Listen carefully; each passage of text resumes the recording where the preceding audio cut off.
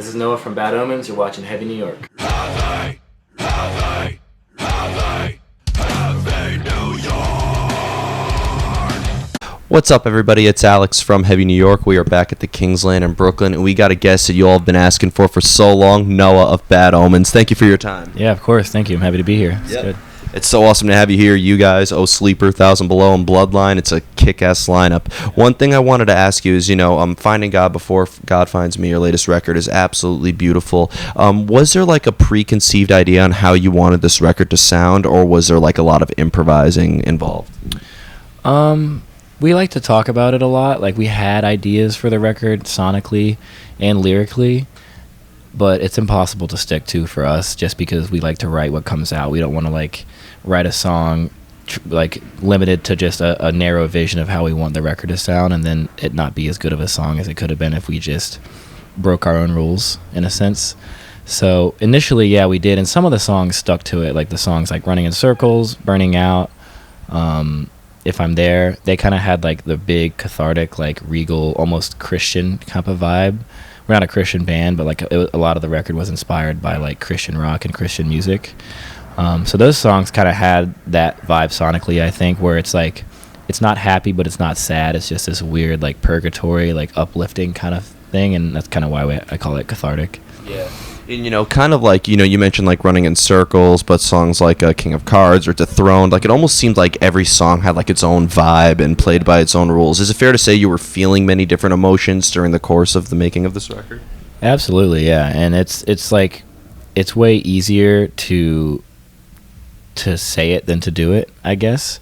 So when it came time to write the songs, like I said a second ago, like every song kind of ended up having its own identity, and it didn't stick to a general format or track that we had intended on for the record. And I think straying away from that and kind of, like I said, breaking our own rules is what makes Bad Omens music more interesting. Is we don't go into the writing process with a goal, with like an alternate, like an ulterior motive in mind. We're not like, oh, we're gonna write a radio record, we're gonna write a heavy record. We just write what we want to write, and it ends up being something for everybody.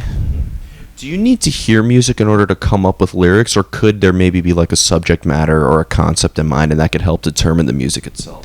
I do both. Some of the songs I wrote the lyrics to after like the instrumental was finished, and some of the instrumentals were actually kind of written around the vocals and the lyrics first. Careful What You Wish For example, that was just an old demo. It was a very basic stripped down rock song Jolly had demoed out. It was just like guitars and drums and stuff. And one day I was home alone. I really felt like singing, and I just went into my studio and looped that song and hit record, and I just almost freestyled just about every melody in that song in like an hour. And then obviously Jolly came and got involved, and we fine-tuned it.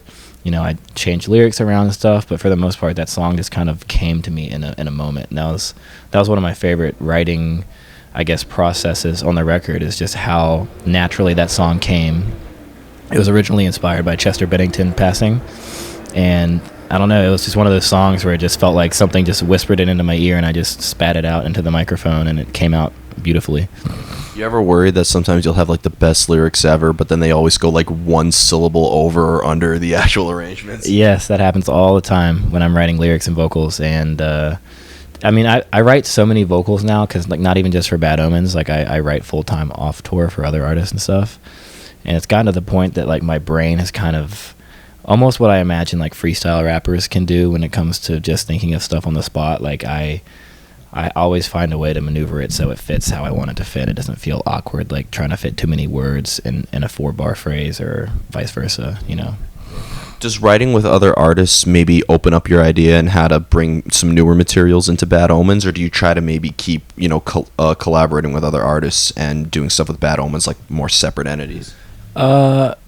I was worried about that at first, but now I totally embrace it. Like I write from artists from, pop and hip hop, and I've even written with country artists before, and it gives me like the freedom to try things I've wanted to try with Bad Omens that I feel like I'm still not there yet, like comfortability wise. And then after doing it, I'm like, okay, I can do this with Bad Omens, So it definitely opens a lot of doors for us musically to experiment with people and genres outside of our own, and then take what we learned or what we tried and try with our own music. Going back to the lyrics, do you tend to like to maybe leave things open to interpretation? I know you wrote a song in memory of Chester Bennington, which is amazing. But like, do you try to leave it open to interpretation, or do you try to maybe get the listener to see things from your point of view? I almost always try to keep it pretty ambiguous. I like for people to think for themselves, and everyone has a different story, you know? So if I were to write a song that was extremely, like, way too extremely specific to something that just happened to me or bothered me or something, I feel like it would narrow the amount of people it was able to reach and you know, touch in a special way. So for the most part, I think there's like maybe one or two exceptions, but even then, like, if I really think about it, it's still pretty open to interpretation. So from analyzing your lyrics, it almost seems like, especially on this record, it almost seems like there was elements that were both very literal and metaphorical. It seems like you're able to take it from all angles. Right? That's really the goal. I like for my lyrics to be clever and witty and almost poetic, but I also want them to be, you know, I don't like to use too big of words or, you know, too crazy, you know, writing tools and stuff that people can't really wrap their head around. I like for people to be able to understand it easily, because that's how I like to read too, both like not only music but like books in general and stuff. I like to be able to just digest it easily and for it to make sense and it to be something that I can remember versus something I have to like really try to figure out. You know, I don't think music should be like a math problem or a puzzle, you know? Yeah, if you overthink it too much, it's just going to ruin everything. Yeah, especially writing it too. It's the same kind of scenario. Yeah. Well, in order to get like inspired to write, do you have to kind of like put yourself in a certain room or a certain state of mind in order for the inspiration to come, or do ideas sometimes just come out of nowhere when you least expect it?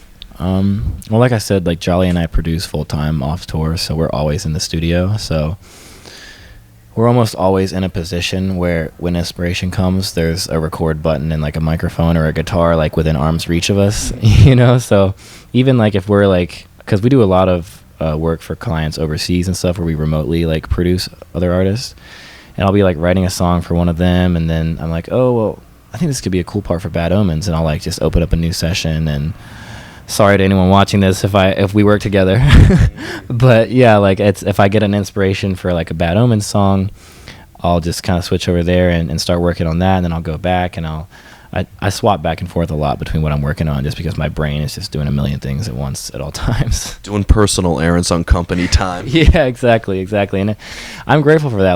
Like when you asked, you know, if writing with other artists helps expand Bad Omens, you know, in a way, there's a credit due to the other artists I work with and that I write music with or for, because even if it's just experience and practice, it's benefiting me as a songwriter, you know, even though I'm the one being, you know, hired to do this job, it's still experience, which you can never get enough of. Ready for the most difficult question of the interview? I'm excited. How do you know when a song is done? Yeah, a song is never done. Yeah. Such a cop-out answer. Dude, I mean, it's especially if you go to a Bad Omens live show, there's a few things I do differently vocally, or like Folio does different on the drums or whatever, where we're just like, oh, that would have been so much cooler to do that on the record. And almost every tour we do something different. We're like, let's try this time. And I think it makes it more fun that way, because every time a fan comes to see us, they get a kind of a different experience, whether it's with like the tracks in between the songs or like a melody being sung differently. Like even on this tour, and actually I think a past couple tours, like at the end of Burning Out, I sing the harmony instead of the main melody, just because it's like more fun to sing at this point, because I'm so tired of the main melody. So stuff like that. I mean, as far as a song being finished, I think whenever you have truly run out of time is when the song is finished. All right. Fair enough. Work under pressure. Now, I have two questions regarding to the live presence, actually. But, you know, when I saw you live, the first time I saw you live was on the tour you did with All That Remains and Lacuna Coil. Great time. Really enjoyed that. And, you know, with your use of lighting and your stage production, I don't think there was a single static moment on stage by you guys. So, like, is there maybe a similar energy that you channel into your live presence as you do when you're songwriting, or is it almost kind of like a separate art altogether? That's songwriting is different for me, because it's a very personal thing, and it's a thing I get to do in private where there's no pressure or anything. I have tried like writing sessions on Twitch and like live streaming, producing stuff, and that's fun, but it's never as seamless as it is when I'm just like by myself, and I know that like I can just try weird things. I can make a weird sound with my voice or try something silly or goofy and end up being cool. And in the live show, I don't want to say it's more calculated, because every night something crazy, something different happens, and that makes it more exciting for not only us but the fans. But it's just a different battle, because the live show is very calculated, because there's a set amount of time we're allowed to have, and every day there's a new challenge. Whether it's like even today, we can't use almost any of our production for this show, like none of our lights, just because of the way the stage is set up and like all the support bands. And those kind of minor sacrifices are what make the show more interesting in different ways. Like we were able to have a longer sound check today because we weren't rigging up all the lights and stuff, and we got to try something new we wanted to try before we play one of the songs. So it's all really organic and just free flowing, but calculated at the same time, which I think that's the ideal live show, because you don't want it to feel too pretend or too fake or too just like scripted, but you also don't want it to be a train wreck and to inconvenience the venue or the other bands by going over or having a complicated changeover. Well, James Hetfield said it was a breath of fresh air watching somebody play live, and they fucked up. You knew that they were real. Yeah. There was a couple shows on this tour. I made a joke where my in-ear monitors, it had come unplugged during a song, and I was like, yeah, this is that part in the show where we pretend like there's a technical difficulty just so the show's real, and everyone always like laughs at stuff like that. And I totally get what he's saying. It is a breath of fresh air when stuff goes wrong, because it's a real rock show. Of course. And I have two more questions for you, but because kind of going back to playing live, right now you're playing with Oh Sleeper, Thousand Below, and Bloodline. I think that's a dream package. Everybody who's at the show, I think, could appreciate every band. But the last time I saw you were touring with Lacuna Coil and All That Remains, and Uncured, who's like the modern Sepultura, and Tooth Grinder. I thought was fairly similar to you guys, but like playing with different bands, have you noticed maybe different audiences and different? I have, and it's really interesting, and I've tried to dial this in and figure it out every tour we do, and I just can't, and I think it's a good thing. But we have such a wide demographic and fan base. Like even at the VIPs on this tour, we have all different people of different ages and backgrounds and genders, political views, religious views. It's so diverse, our fan base, and I love that, because it means that like as a songwriter and as songwriters collectively as a band, we're doing our job by like reaching all kinds of different people and bringing them together, which is like what I think music in general is about, not just rock and metal, but it's like a place where people that are on the right side of politics and the left side of politics, or believe in God, don't believe in God, whatever, can all come under the same roof and have a good time together. And it's not a train wreck like family Thanksgiving or something where you're fighting with your aunts about who's getting elected next. So it's a good way to bring those people together. I think that there's a lot we could learn from that as a society and as like a culture, like what music does for people. I think that's why it's so important to people. Yep. And you just led me to the final question, because while you mentioned you have a diverse fan base, but there's something that I find that ties every single one of them together, and that they are some of the most dedicated fans of a band I've seen. When I, being the journalist at the All That Remains Lacuna Coil show, my job was to kind of be a pain in the butt, be a buzzkill, and ask, people, oh, who are you here to see? And, asking your fans, like, what they told me your music has helped them, their music has, inspired them to, pick up an instrument on their own. When you see how somebody resonates with your art, does that like change on how you look at yourself as an artist in a way? It crushes me sometimes. Like it really, like I get emotional at sometimes, like during the VIPs, especially when we have more time to talk to people, and like people tell me stories about like how and why a song of ours resonated with them and stuff that happened. Even like earlier this tour, like someone had come up to me and told me that their mom passed away like last month, and that one of our songs was like something like kind of the driving factor that kind of helped them, I guess, process that and like, release whatever they were holding in that they needed to process. And a lot of the stories that people come to us with, I can relate to, just because I've been through like shit in my life too, of course, obviously. And I don't know, it's just it's such a strong connection that you can feel with a total stranger, sometimes more than like people I've known for years, almost all the time more, like even when we go on stage every night and there's like people just screaming the words at me that I wrote in my garage 3 years ago. I'm like, this is incredible. Like this is like one of the most magical things. I read a book a couple years ago that says like comedians and musicians and magicians are like the closest thing to real world magic, because it's like almost mind control, like we can go and write a song in our studio and then it can be sent wherever and someone can play it in the radio and like it just changes their day.